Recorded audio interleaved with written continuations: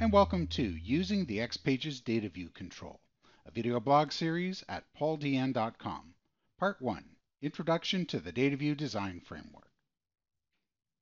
We cover the DataView in our Rapid XPages Development course, and this chart is showing us some of the prerequisites for that course. So you know JavaScript, and we covered JavaScript in our JavaScript for XPages development course, and we cover both flavors, client-side and server-side JavaScript. You know the basics of XPages development, which we cover in our XPages Development 1 course, and you're ready for the advanced UI techniques that we cover in our Rapid XPages Development course, like the DataView control. And this slide is showing us the lessons and module within our Rapid XPages development course. So in Module 2, we covered the dynamic content controls, like your switch control and your dynamic content control. We cover the form table control. In Module 3, we cover the many great and useful Dojo form input controls, the dialog tooltips, and the picker controls in Module 4. In Module 6, we take a look at all of the navigation controls. There are 11 of those, very useful. And in Module 7, we take a look at the application layout control, extremely useful for laying out the overall design of your application. And in Module 5, we devote all of Module 5 to the DataView control, an extremely useful control, really my workhorse control, and the one I reach for first whenever I'm looking at working with Domino view data as a data source. I'm going to focus on, in this part 1 in this series, the DataView design framework, and I'm going to dive into that, but first, a quick word from our sponsor. You know TLCC is the leader in Notes, Domino, and XPages training, but did you also know they can help you with your development projects as well? TLCC provides mentoring, development, and consulting services for projects big and small.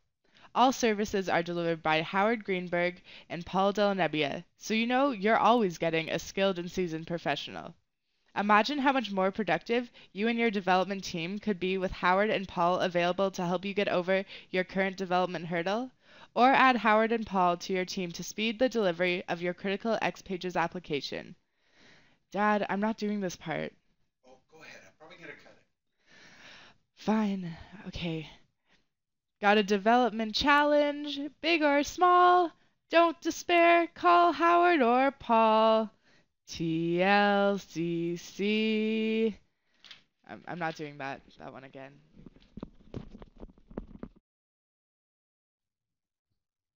Okay, once again, we'll be working with demonstrations and activities in our Rapid XPages development course, and these are the databases that are used to deliver that course. And there's a lessons database and a discussion database where our students for this course can post their questions.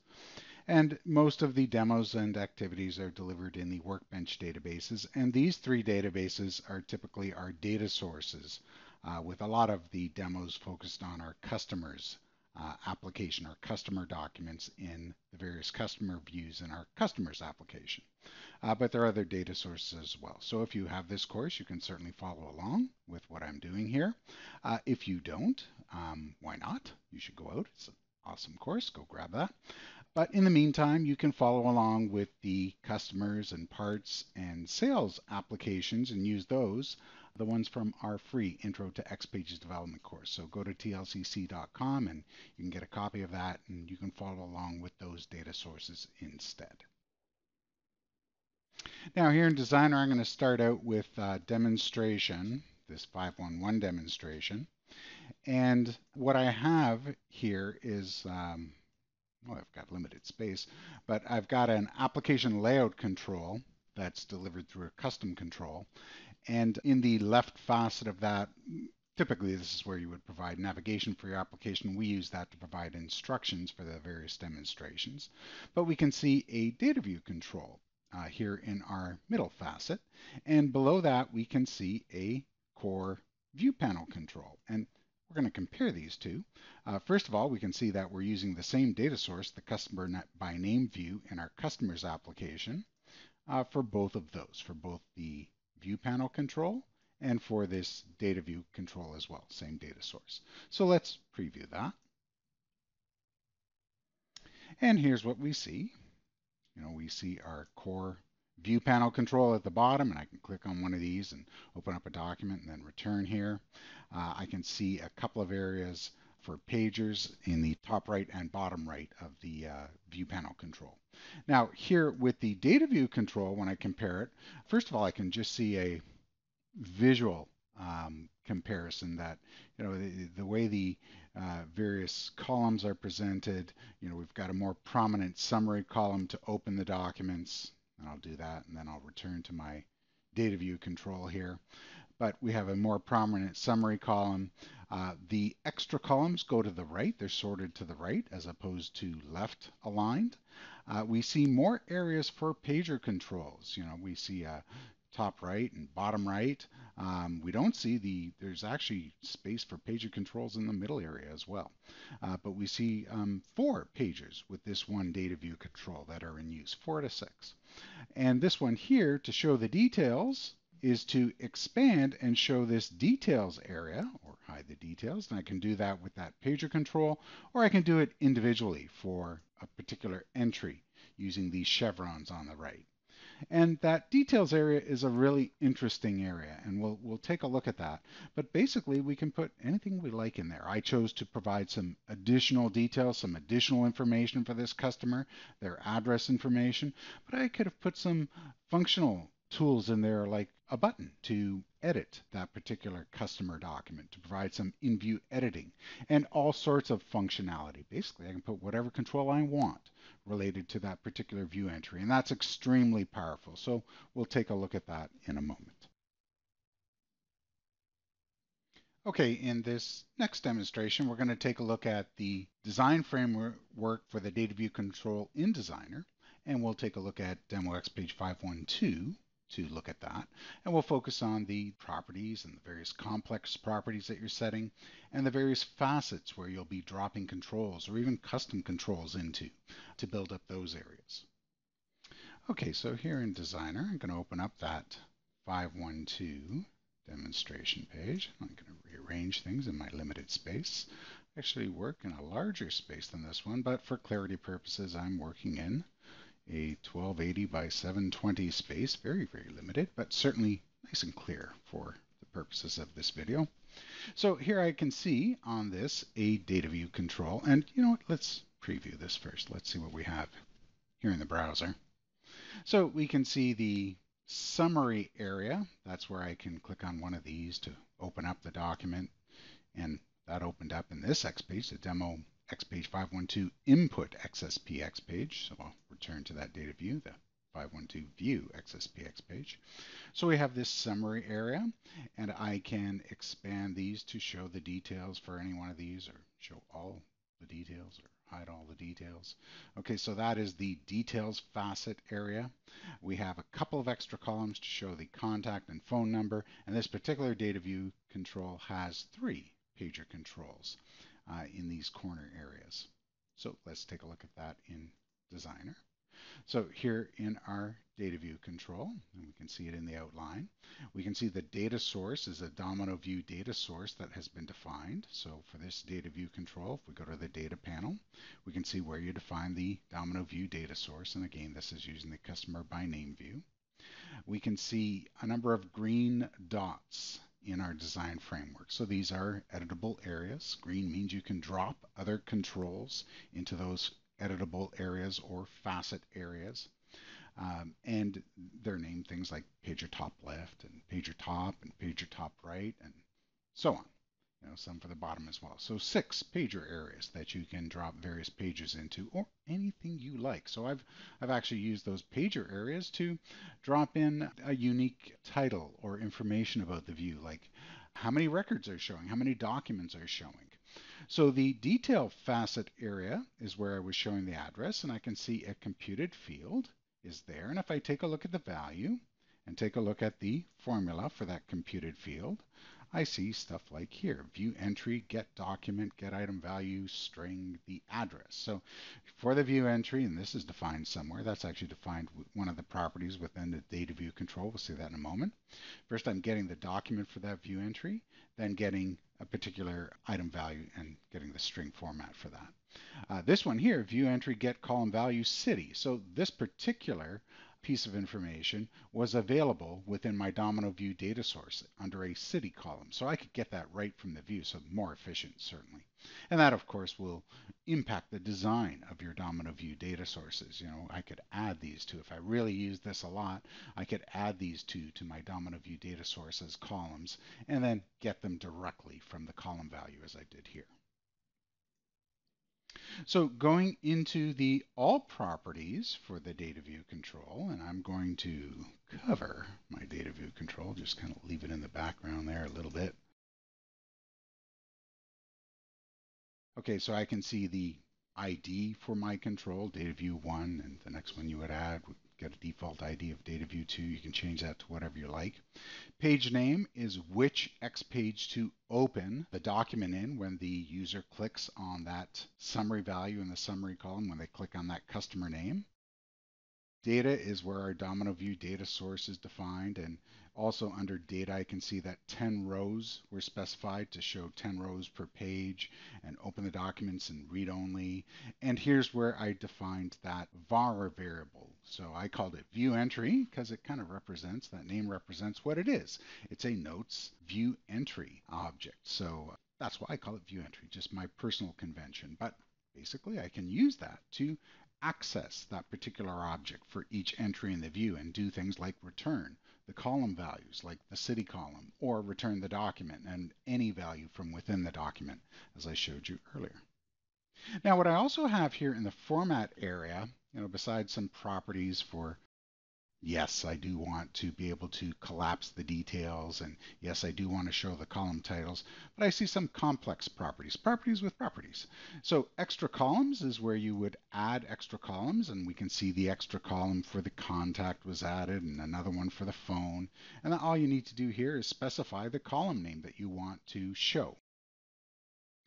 And there is a summary column, and this one is very important. In fact, when you define a data view, the minimum that you need to define is your data source, your Domino View data source, and a summary column. Okay, and that's the column that you want to show in that summary area. That's the one the user is going to click on to open up the document that's being represented in your Domino View data source. This next set of slides shows the procedure for creating a data view. So from the controls palette, you're going to drag a data view control onto your X page, and then you'll be interrupted with the dialog to set your data source. Select your Domino View data source, and then you can choose that within the current application or another application. The next thing that I like to do is to continue with the definition of the data source. And that's where I'll specify the number of rows and set that var variable. And again, by my convention, I like to call it view entry. It represents a notes view entry, so that's what I call it. And then I can use that later on to access those view entries. You add your summary column in the format area in your properties, and you just need to specify the column name for that summary column. If you want to add extra columns, also in that format area. And right in the DataView properties, you can specify this particular property at runtime, open selected document using, and that's where you would specify the X page to use when the user selects one of those documents that you've defined in the summary column, one of those links that show up. In our case, it's going to be the customer name. So when they click on that link, I'm going to use the demo X page 512 input page to display that particular document. If you're going to show additional information, you can use that detail facet area, or you can add other functional information like a link or a button to operate on those view entries. In this case, we're going to show the address for each one of those customers. And that's basically it. So I'm going to actually perform the activity. Okay, so that's here. This particular activity, we just went through some of the material in the lesson. Now we're going to go on to the activity, and the first thing we have in the activity document is a demonstration, and it's just going to launch locally in my local HTTP server, my local Domino server. It's just launching this 5.1 demo view, and I can click on these links in the summary column to open the 5.1 demo input X page, and I can return to the view. But I can see we have a summary column, we have a couple of extra columns. I can also see that there's a couple of pagers, just your vanilla pagers in this particular application. So I can see that as well. And I can see that there's some details, the address for each one. So I'm going to leave this actually open here in my browser as I go on to perform the activity. So in the activity steps, just going to launch the X page that I'm going to work on in Designer, and it'll open that directly in Designer. And I can see that in the facet middle area, there's a panel, but I don't have any data view. So here's where I'm going to drag from my controls palette a data view control and drag it right into that middle area. And I'm going to choose in another application, and let me navigate to that other application. It is my customers application here. Okay, so I can select that, and specifically my customer by name view, that one. Okay, so and while we're at it, let's take a look at that application. So here in Designer, I also have my customers application added to my workspace, and here's that customer by name view, and I can see things like a customer column where I'm showing the customer name, and a city and contact and phone number column. So I'm going to actually read all of those values. I don't have the address or the state value, so those I'll have to retrieve from the actual document itself. So we'll see how we do that in a moment. So back in my Activity X page, I've added my data view control, and the next thing I'm going to do is go to the All Properties,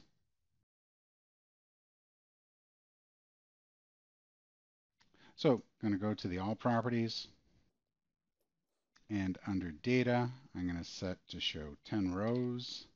That's what was demonstrated. I'm going to set this to View Entry, so I can address each of those view entries in my Domino View data source.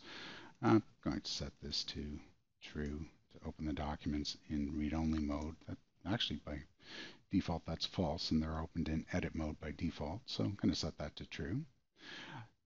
And I'm going to do the next minimal thing before previewing and testing, and that is to add a summary column. So I'm going to add a summary column and just need to specify which column, and that is my customer column. And I'm ready to test.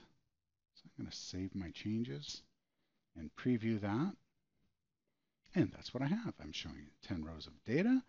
I've got a summary column, but if I click on this, I'm not going to get the result I want. I'm not showing anything else. If I compare that to the demonstration view, I'm not showing any details.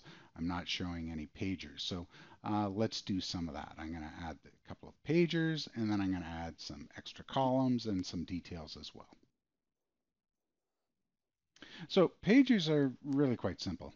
I'm going to just use the core pager, and that's way down here, and I'll drag that into one of these pager areas. I'm going to go just like the demo in the top left and the bottom left, and that's it.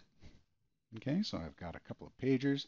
Now I want a couple of extra columns are going to show on the right here, kind of as indicated. But to do that, I need to go into the properties. So here in the properties, let me select my data view control. And in the properties, in the format area, I'm going to add some extra columns. So clicking on the plus button to add an extra column, I'm going to add one for the contact column with a column title of contact, and then going to add a second extra column for the phone number. That's in the phone column. That's the programmatic name for that column, phone, and also use that for the column title as well. So I've got my extra columns, I've got my pagers. The last thing to do, well, let me save that and switch and preview those changes. So I'll refresh, and I've got a couple of pagers, 1, the top, one at the bottom. I've got a couple of extra columns. I'm not actually seeing the column titles. So, I thought I set those, but I am seeing the phone number and the contact information. So we've moved along and progressed a little bit. So back in my properties, I need this property checked off, show column titles, and if I want to put something in the details area and make it collapsible, I'll check that one off while I'm here as well. So let's work on this particular area.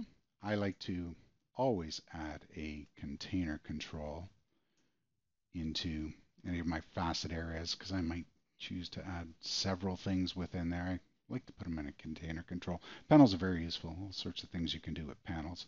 So into that, I'm going to add, in this case, one control, a computed field control, and I want to compute its value. So we're going to use some JavaScript for that. And here, what I can do is use that view entry variable that I defined, view entry, and I'm going to do it slightly different here. Let me go into this reference area. And we have some XSP objects, and this is the one that I want, notes XSP view entry. So I'm going to define a new variable, var VE, as a notes XSP view entry object, and set that equal to what I called it, view entry. And then I'm going to return VE dot, and I get some context help here for all of the methods that are available for that particular type of object, for my notes view XSP entry objects. It's got things like get column value. So that's actually why I did that first line there, to set it to and type it as a notes XSP view entry object. So once again, and I'm going to get column value, and the column value that I want to get is city. And for now, that's all I'm going to do. I'm going to save that. And back here, there we are. Let me refresh. Seeing the changes I made, I'm seeing my column titles. Since the underlying view, since this particular column, the contact column is sortable, it's showing as sortable here as well.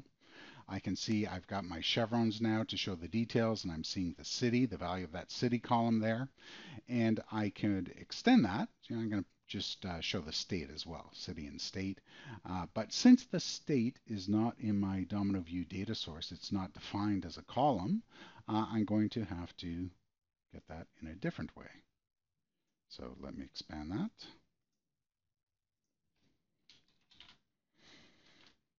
So just going to add a comma space to my city. And then to that, I'm going to do a view entry dot. And this time I'm going to get document. Okay, so I can see my list is reduced as I begin to type. So I'll select get document. And now that I have the document, I can do things like get item value, and the one that I want is right at the bottom, get item value string, and specifically the one that I want, let's get a little bit more space here, is state. I happen to know that that is the name of that field within the document. So getting from the view entry, I'm returning the notes document. So this is a notes document type. And the notes document class has a get item value string method where I can specify any field value that I want to return. So let's save that. Here in my browser, I'm refreshing. And now I can test that change, and I can expand these chevrons, and I can expand and collapse. This is not the ideal interface. I'd like that pager to show all the details or hide all the details. I'll cover that in part 2 of this series. The last thing that I need to do is enable so that when the user clicks on one of these links, it actually opens in the appropriate X page, one that's displaying the Domino document data source. When I do that now, I see that, well, I haven't quite done that yet. So let me return to Designer and make that final change. And that's this page name property, so I can select the appropriate X page from this interface. This is also like your view panel control, your basic view panel control. This is also available on the Basics tab. So at runtime, open selected document using, and this is the activity X page 51. Okay, that's what's specified in the instructions here. So this page is already built for me, so I can save that and refresh to get that change. And now, when I select one of these, it does properly open up in that Activity X page 51 Input XSP X page. That concludes this part 1 in our DataView series. In this part, we covered the DataView design framework. We took a look at the various facets and properties and complex properties that you set when you are creating a data view. In the next part, we're going to take a look at saving view state, a very important and very useful topic. And we'll also take a look at some other cool pager controls that are available to you. So until then, so long for now.